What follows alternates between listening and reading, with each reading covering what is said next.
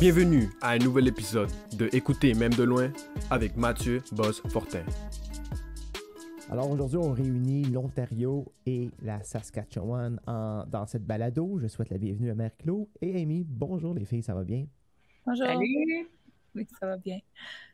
Deux voix, deux provinces. Parlez-moi de votre collaboration et surtout, comment vous êtes rencontrés pour la première fois?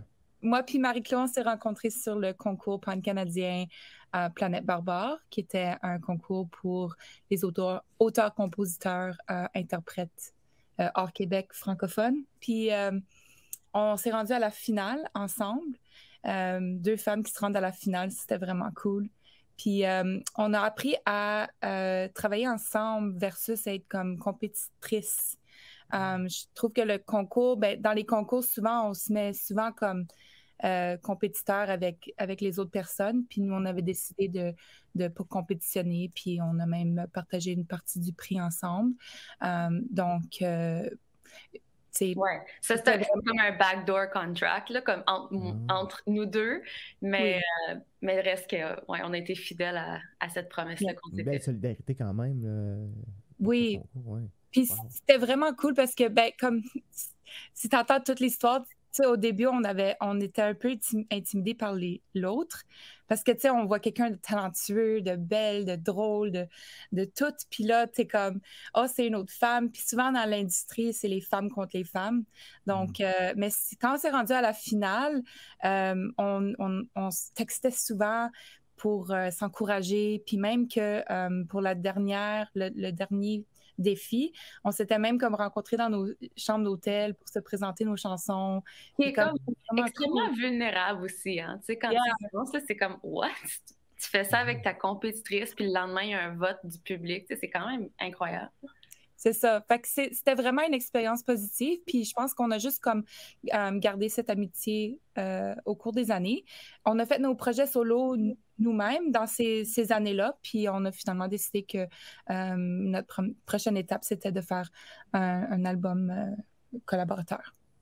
Oui. Donc, c'est ça. Fait qu'on a décidé finalement, on veut que nos projets solo continuent, mais la nuance là-dedans, c'est qu'on a décidé de se réunir le temps d'un LP en français, puis potentiellement même en anglais aussi. Ça dépend toujours du financement puis de plein d'autres choses aussi, nos carrières solo aussi, s'ils nous le permettent. Mais pour l'instant, on est dans ce petit... c'est ça, ce milieu-là où on a décidé de travailler ensemble. Puis justement, notre album... ça parle beaucoup d'écoféminisme. Donc, c'est comme ça qu'on a appelé ça, Amy puis moi. Puis, on a personnifié la nature, dans le fond. On a raconté des histoires à travers des éléments dans la nature. Puis, ça a l'air très abstrait, mais c'est super accessible. Puis, je pense que ça va être comme beaucoup plus évident dans les chansons, dans les textes, dans le artwork, mettons, de l'album, des trucs comme ça. Fait que c'est pas mal là qu'on est rendu.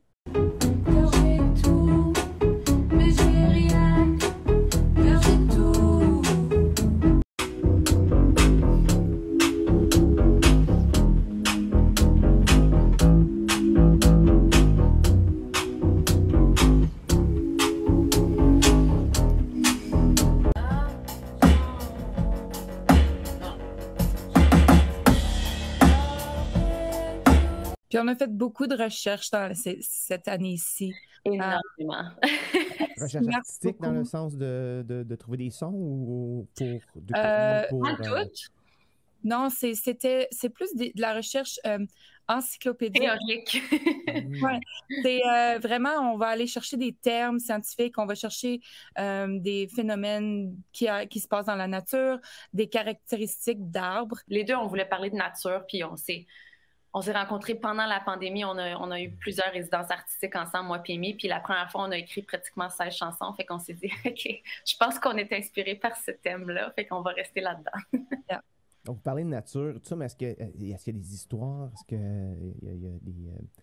y a des expériences personnelles qui se glissent dans tout ça aussi? Oui, en fait, on s'identifie beaucoup à ces caractéristiques-là.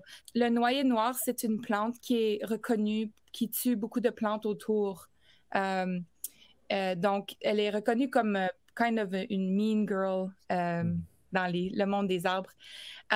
Mais en fait, avec plus de recherches, puis plus de recherches dans la nature et non dans comme des laboratoires ou je devrais dire pas des laboratoires, mais des jardins comme contrôlés. En fait, c'est une plante qui crée vraiment un écosystème vraiment fructueux et nourrissant. Pour d'autres plantes. Oui, fait que là, c'est comme on s'est identifié à cette plante parce qu'on s'est dit, une femme qui est sous la patriarchie, donc pour nous, le jardin contrôlé, c'est une femme qui peut être peut-être vue comme une mean girl. Ouais, c'est ça, nocive ou une mean girl, parce qu'elle est elle compétitionne. Mais une femme dans la nature, si tu regardes l'histoire de la femme, c'est quelqu'un qui crée une communauté et un écosystème et c'est nourrissant. Ouais. Oui. Fait que on s'est un peu identifié là-dedans. Puis c'est seulement en 2018, puis c'est un balado que j'ai écouté, c'est seulement en 2018 qu'ils ont découvert que, en fait, cette plante tue pas toutes les autres plantes, c'est qu'elle crée vraiment un écosystème. Mais ça faisait des années, puis elle est reconnue à être comme la mean girl des arbres. C'est juste pour dire, c'est ça. Puis il y a comme plein d'autres plantes. Aussitôt que tu te lances là-dedans, là, moi puis Marie-Claude, on est comme... on est comme, oh, est-ce que tu as entendu parler de la tulipe? Et c'est comme, oh my God! on s'en va comme des rants, comme super intenses aussi. Oh my God, oui, on les métaphores là-dedans. Puis on a énormément lu, mais aussi on a été comme dans, tu sais, field work. On passe énormément de temps dehors. Fait que je pense que ça a été non seulement super positif, comme pendant la COVID, de rester comme attaché à quelque chose, comme au projet, par exemple, puis aussi un projet qui te force à aller dehors. Puis un projet que quand tu veux pas être dehors, ben au moins tu as le goût d'écrire ou de faire quelque chose qui est créatif. Puis dans le fond, je pense que ce projet-là, en bout de ligne, ça sera ce que ça sera pour Amy puis moi. Puis je pense que je parle pour les deux. Je pense que ça a été, more importantly, un baume pendant une pandémie. Comme Marie-Claude dit, même si tu es à l'intérieur puis tu es en train de lire un chapitre sur la patate, c'est comme... C'est aussi nourrissant que d'aller dehors. Mais moi, c'est drôle parce que t'es pas en train d'exagérer en ce moment. On a lu des chapitres sur la patate. C'est vraiment intéressant. C'était productif pour une chanson sur la patate? C'est hyper productif parce qu'en fait, la patate, l'auteur qui a écrit ce livre-là, puis peut-être que tu le connais, Mathieu, c'est Michael Pollan. Il parle du fait que la patate, en fait, c'est comme un légume qui peut être hyper positif, mais hyper négatif aussi, dans le sens que ça a tellement nourri des générations de gens à travers l'histoire.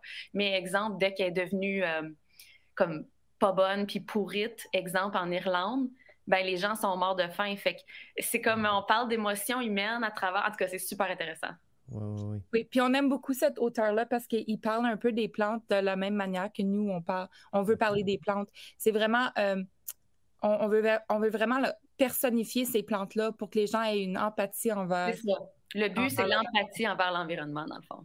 Marie-Claude, Amy, vous nous laissez l'eau à la bouche. On a vraiment hâte d'entendre ce qui se passe dans vos bulles créatives communes. Merci beaucoup d'avoir pris le temps et je vous souhaite un énorme succès avec ce projet. Merci beaucoup.